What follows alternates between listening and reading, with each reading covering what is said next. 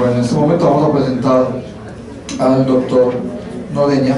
El doctor Edgar Noreña, quien nos representa la parte legal de Asagio, y ya les voy a contar por qué. El doctor Noreña es ginecólogo y obstetra de la Universidad de Antioquia, es abogado de la Universidad de Sabaneta.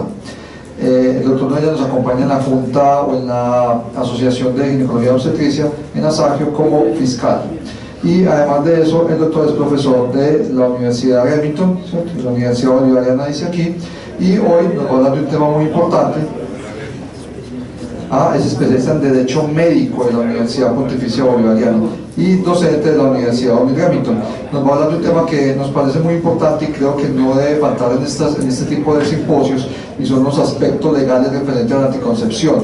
Hemos hablado mucho de dispositivos, de implantes, de medicación en adolescentes, y se nos olvida siempre, no lo tenemos en cuenta. Por favor, las pacientes todas deben llevar siempre su consentimiento informado, bien sea simplemente porque se habló durante la historia, o nos va a contar mejor el doctor Noreña, que manejamos la parte legal, que se firme el documento respectivo. Es muy importante y él lo sabe y nosotros lo sabemos, hay demandas al respecto, así que por favor hagamos las cosas lo mejor posible en beneficio de todos. Muchas gracias, doctor Noreña, por su compañía. Una última entrega, recuerden el libro que vamos a rifar, por favor, al último, para que no se vayan. Esta es la charla más importante de todos. Por la rifa. O por la demanda. Bueno, buenas noches. Por lo menos de que ahora hasta lo último creí que iba a estar más solo.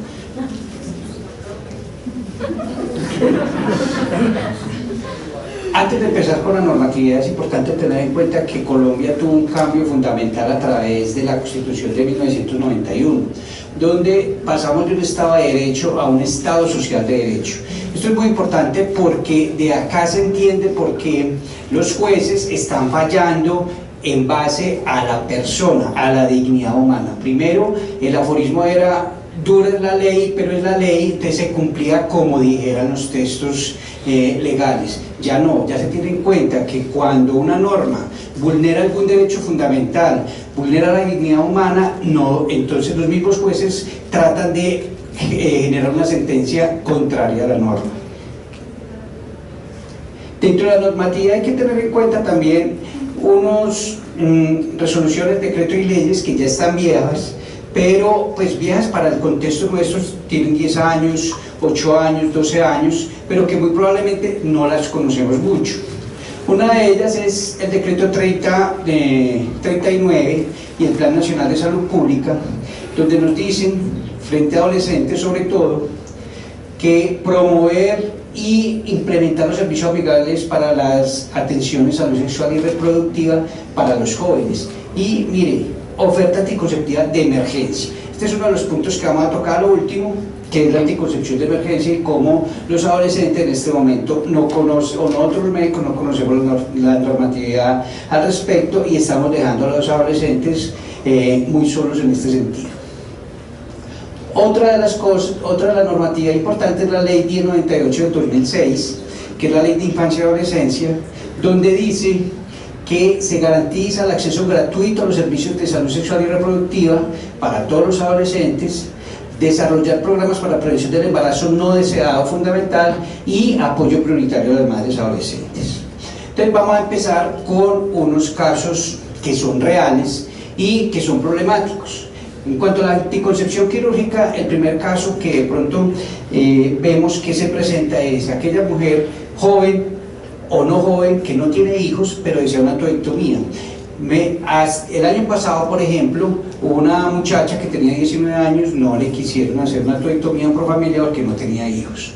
Inicialmente la barrera inició con el médico que estuvo, probablemente era un médico joven, pero le extraña a uno que haya sido en una institución líder en ese sentido. Con respecto a eso, es importante tener en cuenta lo que dicen las cortes. La voluntad, lo que yo quiero, es lo que define mi vida. O sea, la autonomía de la voluntad de una persona capaz, que se define capaz aquella persona que es mayor de 18 años, es en última instancia lo que se debe respetar, a pesar de que esa decisión sea en contra de la vida misma. Entonces, frente a una mujer de 18 años, un hombre de 18 años o más que quiera una anticoncepción quirúrgica, prima su principio constitucional de autonomía de la voluntad. Otra cosa es cuando tenemos casos como este, una niña de 17 años que está en su tercera gestación y va para una cesárea porque las dos anteriores fueron cesáreas previas y desea que le hagan cesárea, pues va para cesárea, le la van a programar, pero desea de una estectomía.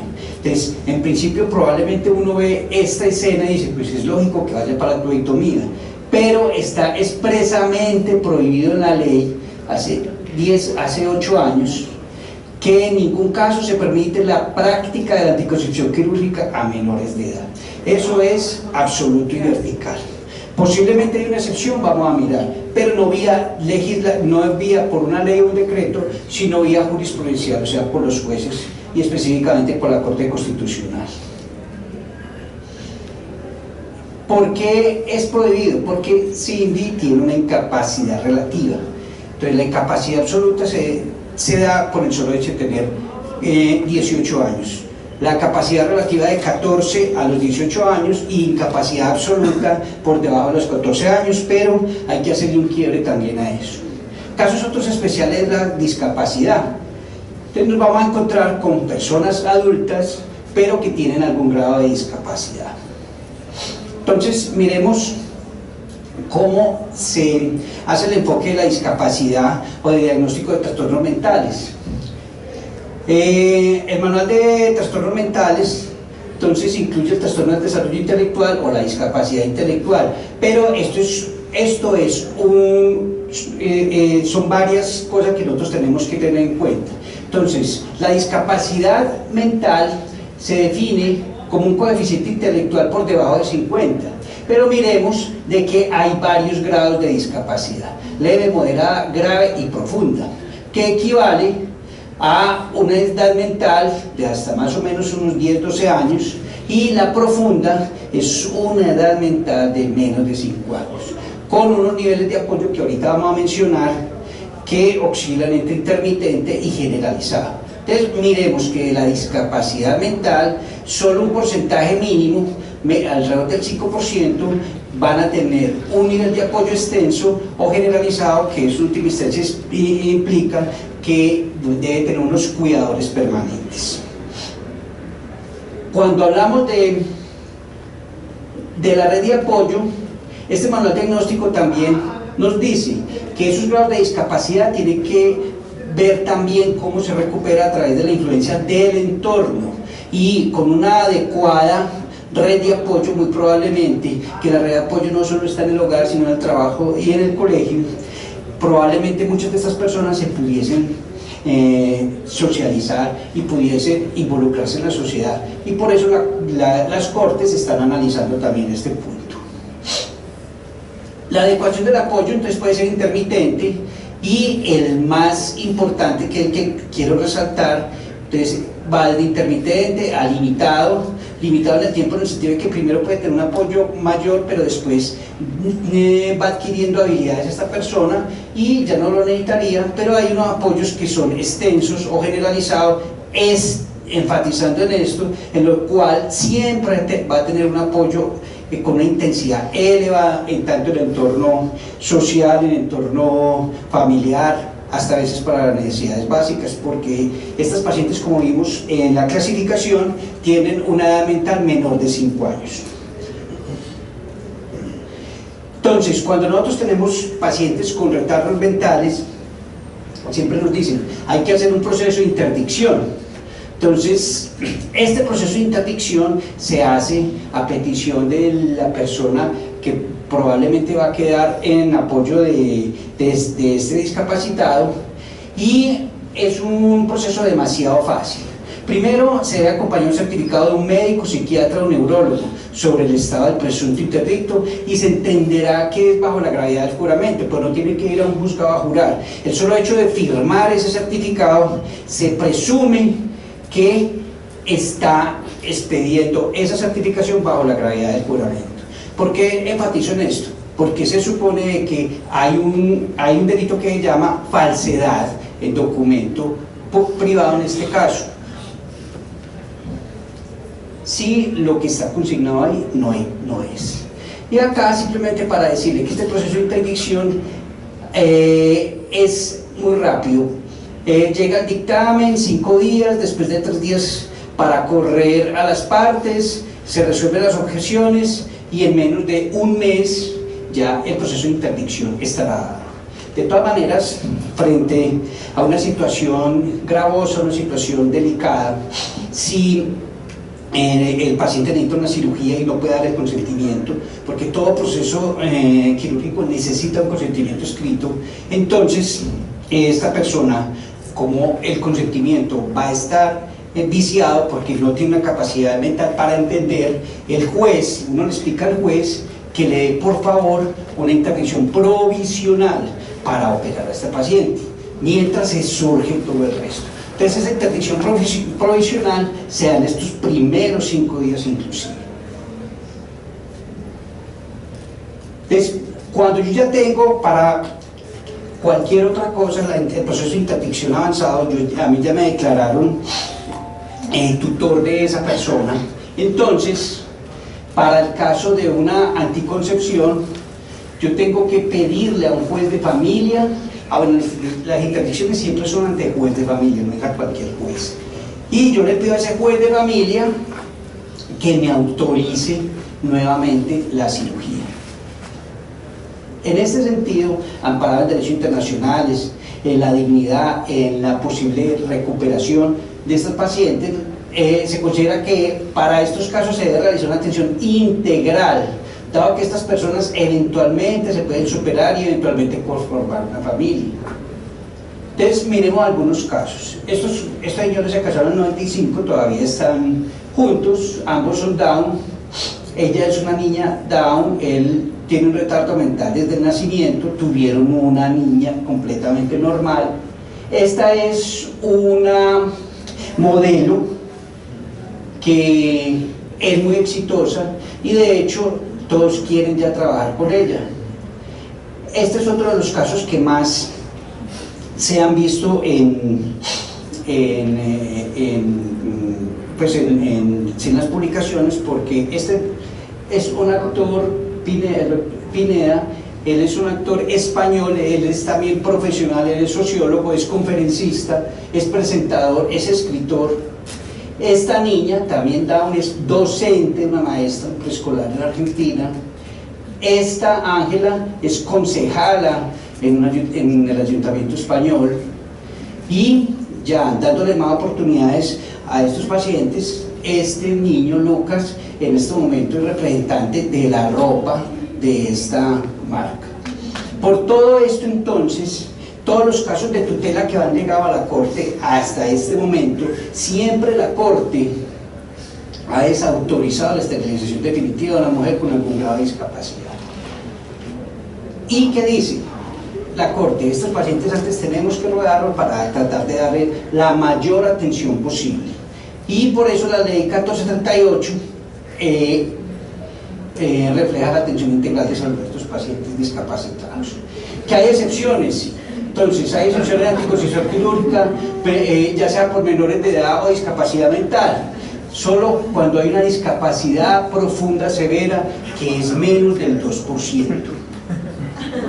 Entonces, ¿qué dice? Es importante tener esta sentencia si nosotros trabajamos en este campo. Se excepciona la prohibición de someter a un menor en condición de discapacidad en 2 casos. Cuando esa menor tiene un riesgo inminente de muerte, por ejemplo, la mujer tiene un Eisenmenger, entonces sabemos de que es prohibitivo y la mitad de estas pacientes muy probablemente va a morir. Entonces, tiene que ser primero certificado por un médico, después autorizado por el menor, pero de todas maneras tiene que ir al juez de familia para que la autorice. Y el otro caso es una paciente con discapacidad profunda, sea mayor o sea menor de edad, que sea profunda, severa, ya vimos de que tiene un coeficiente intelectual menor de 20, que tiene un estado mental de un niño menor de 2 años y que el apoyo es constante e intenso. Entonces definitivamente esta persona nunca nos va a dar el consentimiento a futuro. Vuelvo y recalco, quien autoriza en última instancia entonces si se hace la tubectomía o no se hace la tubectomía no es la mamá o el papá, que en ese momento es el tutor, es el juez de familia.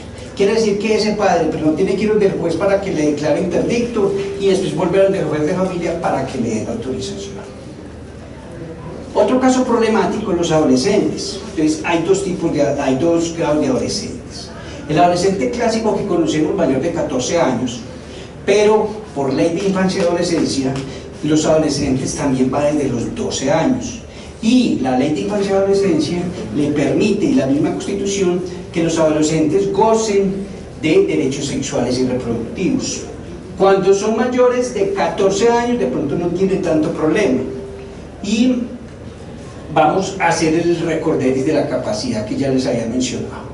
Por el solo hecho de ser mayor de 18 años, yo tengo capacidad absoluta para cualquier tipo de negocio, para dar mi consentimiento. Y si soy menor de 14 años, tengo incapacidad absoluta para absolutamente todo, incluyendo el consentimiento. Implica esto que cuando yo soy incapaz absoluto, alguien tiene que dar el consentimiento por mí. Eso es lo que se llama consentimiento sustituto. Los menores de 14 y 18 años tienen una capacidad relativa.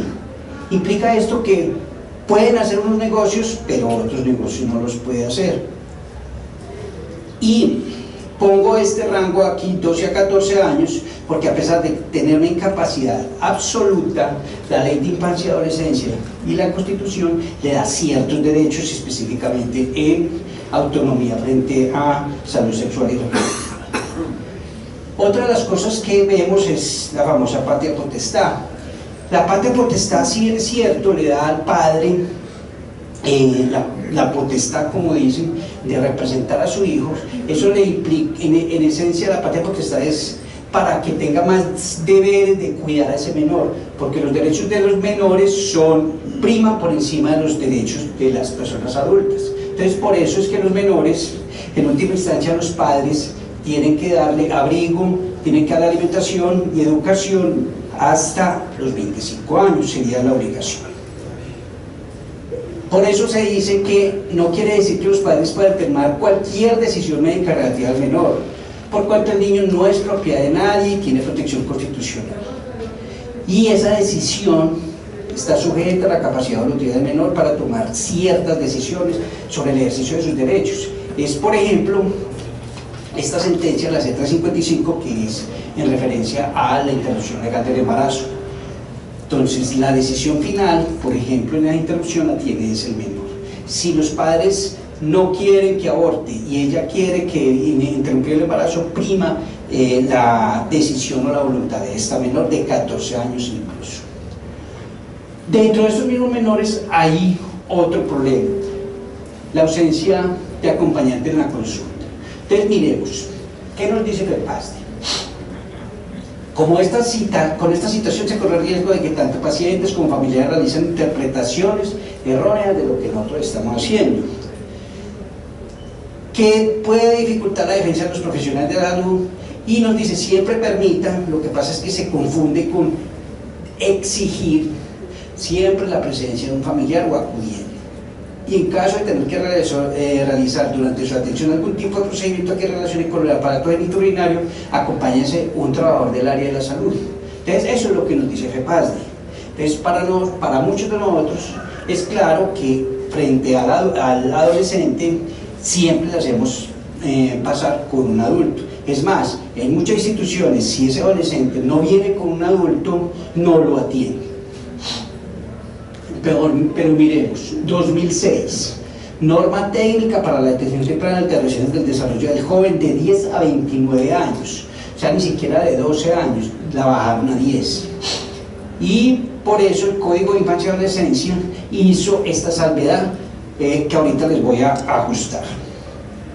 Desde acá nos dice que para el acceso a los servicios y la entrega de aplicación de métodos de planificación familiar a los adolescentes debemos tener en cuenta las siguientes observaciones: que no existe prohibición alguna para que un adolescente tenga relaciones consentidas establecidas libremente. nos dice que los adolescentes tienen derecho a recibir información sobre sexualidad y reproducción acorde con su edad, circunstancias y necesidades, teniendo en cuenta el desarrollo evolutivo de sus capacidades. Que los adolescentes mayores de 14 años deben tener acceso a los servicios, los métodos de planificación familiar que deben ser entregados, no es formulado, deben ser entregados en el servicio, estamos hablando del 2006. Y el esquema de atención, esto es lo complejo. Los adolescentes y jóvenes a partir de los 10 años podrán acceder a la atención en los centros de gente joven para la detención temprana de alteraciones del desarrollo. La ley de infancia y adolescencia, que también es del mismo año, lo que hizo fue ajustar estos 10 a 12 años porque de pronto vieron de que era complejo, a pesar de que la Organización Mundial de la Salud también empieza o sugiere que desde los 10 años de alguna manera estas personas pueden tener algún grado de autonomía desde este punto de vista. Y la norma dice el adolescente podrá asistir a consultas solo o acompañado. En última instancia, entonces, ¿quién decide cómo entra la persona? El mismo adolescente. Si quiere, entra solo, si quiere, entra acompañado. Pero para la protección del médico es muy importante que entre. No, por eso, lo que pasa, y que determinamos y abrimos el debate. Porque es que están las dos cosas, está mi autonomía, porque es como a mí obligarme siempre a entrar con la mamá, o siempre obligarme a entrar con la señora frente a algo. Entonces, es complejo, ahorita de todas maneras miramos. Y nos dice que sin olvidar las pautas dictadas en la legislación, acerca de la privacidad de la consulta. Entonces me adelanto un poquito al doctor Fabio. Resulta que el acto médico es un acto privado entre el paciente y el médico, y de hecho la historia clínica es un documento también completamente privado, que solo lo puede conocer un tercero, y ese tercero es mi familia, mediante una solicitud frente a un juez, a menos de que yo lo autorice, o a menos de que yo muera. Si yo muero, ya la historia clínica sí la pudiera acceder un familiar. Mientras yo esté vivo y yo no autorice, esa historia clínica no la pueda ver ni mis padres, ni mis hijos, ni mi cónyuge, porque es personal.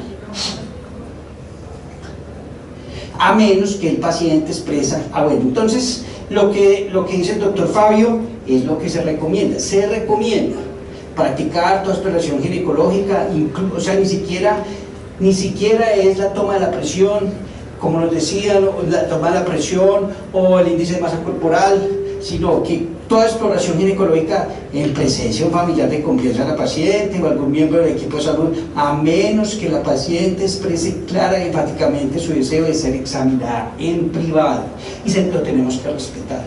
Estamos hablando de mayores de 14 años. Esta circunstancia se debe documentar en la historia clínica. Lo que pasa es que a veces nosotros no escribimos todo lo que nos está pasando en el consultorio. En última instancia, entonces, la Corte Constitucional, ¿qué ha dicho? Los adolescentes pueden autodeterminarse en el ámbito de su sexualidad sin que el Estado o cualquier persona pueda intervenir en su libre desarrollo. Entonces, lo otro que la misma Corte Constitucional nos dice, que debemos reconocer el derecho de privacidad frente a los padres de estos adolescentes. El consentimiento, que de pronto esto sí fallamos. El consentimiento tácito existe. El consentimiento tácito es cuando yo, por decir algo, compro una Coca-Cola, estamos haciendo un negocio, yo saco el billete, me entrega la Coca-Cola, y hay un consentimiento, no estamos firmando un contrato. Se presume de que la voluntad de las dos personas se respetó. Cuando nosotros formulamos un anticonceptivo a una mujer mayor de 18 años, también hay un consentimiento tácito. Es más, yo le voy a hacer un examen ginecológico y hay un consentimiento tácito. Yo le explico que voy a examinar esto, te puede molestar un poco, pero primero no generamos un documento. Eso no es válido porque de alguna manera nosotros podemos demostrar que fue consentido ese acto médico, tan así que esa paciente dejó que se hiciera, porque es imposible yo acceder a un examen ginecológico a una paciente que no quiere. Eso en última instancia es violación. En cuanto al consentimiento del menor, sí, las cortes han sido muy exigentes, que debe ser escrito, que no quede duda frente a la decisión que esa persona tome. Incluso que esta adolescente puede tomar decisiones autónomas con procedimientos como interrumpir un embarazo, por ejemplo, que es un procedimiento relativamente más complejo, y mucho más entonces pudiese autorizar para que le coloquen el Yadem o el dispositivo sin que medie un adulto. Este es más complejo todavía. Ahorita le decimos, doctora, atención a menor de 14 años. Entonces ya vimos de que la Organización Mundial de la Salud, la norma técnica para la atención del joven, le da ciertas potestades a los menores de 14 años mayores de 10 años. Y esto es real. Me llama un médico, el médico de la pintada, y me expone este caso. Me llegó una niña de 12 años con la mamá, no fue sola, para ingresar al programa de planificación familiar. Entonces, ¿qué nos encontramos? Artículo 208 del Código Penal. El acceso carnal abusivo, el que acceda carnalmente a persona menor de 14 años y correrá de prisión de 12 a 20 años, a pesar de que sea consentido por el menor. O sea, primera contradicción. Pero también hay que tener en cuenta estos datos. Exámenes médico-legales por presunto delito sexual en el 2017 fueron el 14% de todas las lesiones personales, y miremos en los menores de edad y sobre todo menores de 14 años, que es un porcentaje muy importante. O sea, de 23.000 que fueron en total, la gran mayoría fue menor de 14 años. Entonces, dos condiciones: presunción de abuso, y que en realidad sí se están, el grupo etario donde más se abusa de los pacientes son los menores de 14 años, teniendo en cuenta que solo el 30% son denunciados y que desafortunadamente la gran mayoría ocurre al interior de los hogares, y la gran mayoría con mayor razón quedan en impunidad. Y esta es la otra, el otro vértice que tenemos que mirar: el embarazo en adolescente, la probabilidad de morir. Entonces miremos que por un lado está lo legal y por el otro lado está lo humano y lo real, que estas adolescentes se nos van a morir, y si no se mueren físicamente, su proyecto de vida sí se puede menoscabar. Esto simplemente como para mostrarles la edad del consentimiento sexual. En la pubertad, por el solo hecho de tener una menstruación, hay países como Bolivia, donde por el solo hecho de tener la menarca ya puede acceder a la sexualidad sin que sea confrontada por ninguna ley. Pero miremos que hay otros países donde tienen que estar obligatoriamente casados. Y en Estados Unidos yo puedo tener autonomía desde los 17 años, o desde los 18, o inclusive desde los 19 años. Y acá, por ejemplo, en los países musulmanes, la violación es la muerte. Allá, cuando a una persona de estas le comprueban violación, la pena es pena de muerte. En otros países es peor porque lo hacen casar a uno. Entonces, miremos. La adolescente y joven a partir de los 10 años de edad podrán acceder a la atención de los centros de gente joven. Y la ley del 1098 define como adolescente a aquellas personas que tienen entre 12 y 18 años de edad. Vuelvo y digo, a diferencia de la Organización Mundial de la Salud y a diferencia de esta norma. Muy probablemente porque iba a ser muy complejo tener ya niñas con algún grado de autonomía frente a esto. Entonces, impedir a las niñas menores de 14 años en estado de gravidez exteriorizar libremente su consentimiento. Entonces, esto, todo lo que no está en la norma, hay que traerlo por analogía y hay que traerlo por jurisprudencia. Entonces, la Corte Constitucional, la sentencia del aborto, dice que una menor de 14 años puede exteriorizar libremente su consentimiento, para definir cosas tan importantes como continuar un embarazo o no continuar el embarazo. Y asimismo, entonces, ¿por qué no pudiera decidir si va a tener relaciones sexuales consentidas con otro menor de edad, se supone? Pero ahí vamos a avanzar. Pero que dice, porque la anterior que dice que no entiendo bien qué quiere decir eso. O sea, impedir a las niñas menores de 14 años en estado de gravidez exteriorizar libremente su consentimiento para efectuar la interrupción voluntaria del embarazo cuando sus progenitores o representantes legales no están de acuerdo con dicha interrupción. O sea, no debemos impedir a las niñas menores de 14 años en estado de gravidez exteriorizar su libre consentimiento. Pero faltó eso. De pronto faltó eso. Aquí lo que está queriendo decir la Corte Constitucional es que no podemos impedir a las niñas menores de 14 años exteriorizar libremente su consentimiento a pesar de que sus progenitores o representantes legales no estén de acuerdo con su voluntad. Exactamente. Y dice otra sentencia: la mujer menor de edad en el ejercicio de su autonomía en el desarrollo podrá tomar decisiones sobre métodos de planificación familiar, pero no definitivos. Eso sí es claro. Pero entonces, dadas esas circunstancias, está planificando derecho sexual y reproductivo, pero es que también hay violencia sexual y también hay explotación sexual de menores. Entonces, mi recomendación, que fue lo que le dije con el médico, listo, no le empiece de una el Yadel o un método más invasivo, porque primero tenemos que averiguar cuál es la motivación de esa niña. Entonces hay que activar lo que es las rutas de violencia sexual. ¿Qué significa esto? Le colocamos lo que yo le dije a él: colóquele una Depo-Provera, tengo 3 meses para definir qué sigue y activar la ruta de violencia.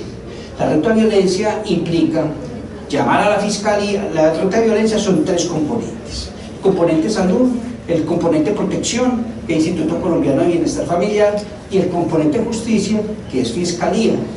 Entonces nosotros normalmente frente a una violencia sexual, cuando nos consultan, llamamos a la fiscalía. Pero para el caso no sabemos qué hay al interior de esa familia, entonces activamos la ruta de violencia a través del Instituto Colombiano de Bienestar Familiar, y que el Instituto Colombiano de Bienestar Familiar empiece a indagar en esa familia si es que hay un problema ahí de abuso, o se va a utilizar esta niña o se va a instrumentalizar esta niña. Pero de todas maneras no podemos dejarla de proteger frente a un embarazo no deseado. Entonces la recomendación fue esa: colóquenle la Depo-Provera mientras Instituto Colombiano de Bienestar Familiar evalúa, mientras psicología evalúa y mientras trabajo social evalúa. O sea, de todas maneras debemos proteger a esa niña frente a un embarazo no deseado. Y de todas maneras el caso es complejo, pero tenemos que actuar para los dos lados. Anticoncepción de emergencia. De la anticoncepción de emergencia, los adolescentes sabemos cómo son las relaciones sexuales de ellos. Las relaciones son rápidas, furtivas, encuentros casuales. La mayoría de los adolescentes se sienten monógamos, pero son monógamos sucesivos, porque son monógamos estos 2 meses, después monógamos los otros 2 meses con el otro novio. O sea, son muy fieles en esos 3 mesecitos. Y tenemos que cuidarlos, y como ya han hablado en las otras charlas, cuidarlos con preservativos para las ETS, pero entonces ellos no tienen dinero y la anticoncepción de emergencia es costosa. Entonces, ¿le damos o no le damos la anticoncepción de emergencia? ¿Se la cobramos? ¿No se la cobramos? Entonces, ¿qué dicen las normas? Esto es real. La niña llega y le consulta a usted que cuál es la píldora del día después. Usted le dice, bueno, la píldora del día después le vale 16.000 pesos, y si es el post-date plus, le vale 30.000 pesos. Entonces resulta que desde el 2007, decreto 3039, que establece la segunda prioridad es mejorar la salud sexual y reproductiva de la población, que debemos prevenir los riesgos y superación de daños, sobre todo en los adolescentes y jóvenes, y que debemos enfatizar en consejería y en oferta anticonceptiva de emergencia. Estamos hablando del 2007.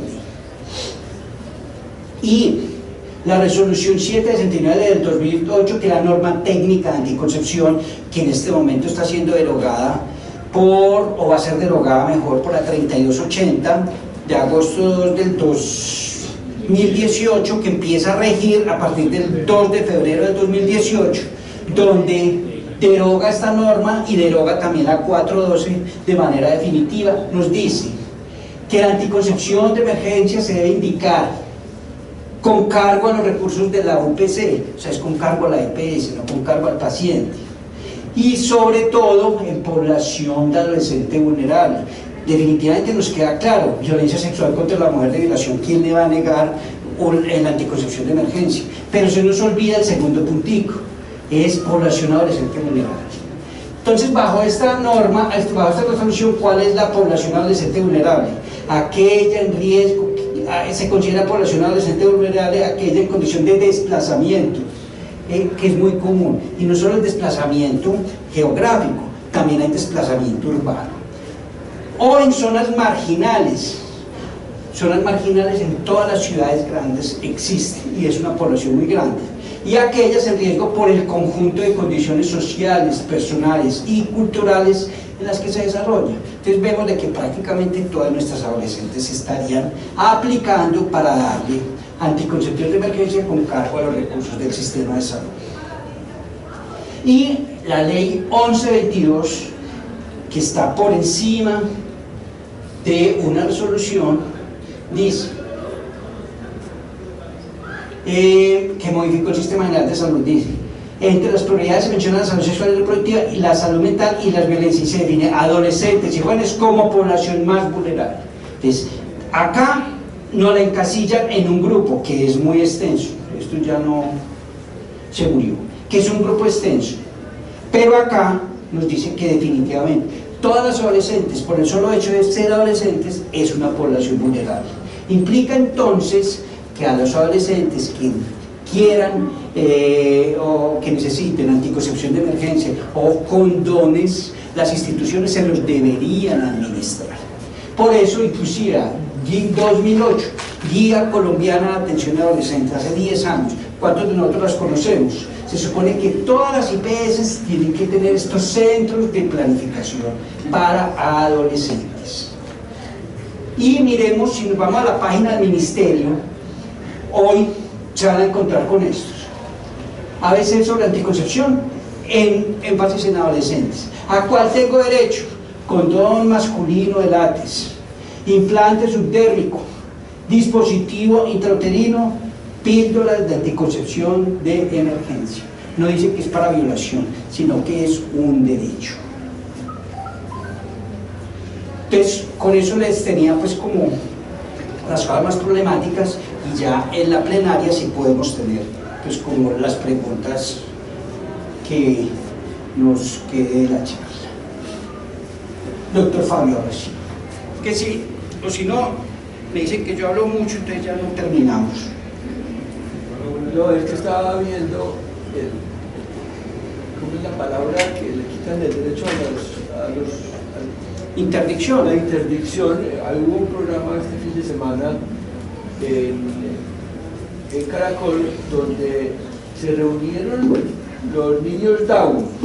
Los niños Down, hay una sociedad de niños Down solicitando que se elimine la interdicción en Colombia, que ellos tienen derecho, y ya hay gente trabajando, son conferencistas y todas estas cosas, y que no, los padres no pueden tomar decisiones por ellos. Por eso es tan importante nosotros conocer las normas y las leyes, y por eso les puse lo que los manuales de salud mental nos refieren sobre discapacidad, y solo aquella discapacidad severa, que es menos del 5% que representan salud mental por debajo de 5 años, son las que en última instancia necesariamente yo sí necesito tomar decisiones por la persona, porque no va a tener ni siquiera forma de autocuidado. Y por el solo hecho de hacerlo interdicto, automáticamente le restablezco otros derechos, y si los padres no pueden, el Estado le nombra un curador. Pero mientras ese menor o ese adulto no tenga a alguien que jurídicamente responda por él, el Estado no le puede dar nada. Entonces, en ese sentido, es lógico. Y por eso es que los síndromes de Down, que siempre las tutelas van a los síndromes de Down. ¿Por qué? Porque la mamá está muy preocupada por la niña síndrome de Down, sobre todo, porque ellas, de alguna manera, se dice de que es un poquito más sexuadas, un poquito nomás, no necesariamente pues, es aforada, y a ellas les angustia eso, y aunque no sean más sexuadas, de alguna manera son más confiadas, entonces se vuelven más vulnerables. Entonces la mamá está preocupada por eso, y por eso es que quiere que le den la interdicción para después ella tomar la decisión de operarla, porque si ella tiene síndrome de Down, yo no la puedo operar.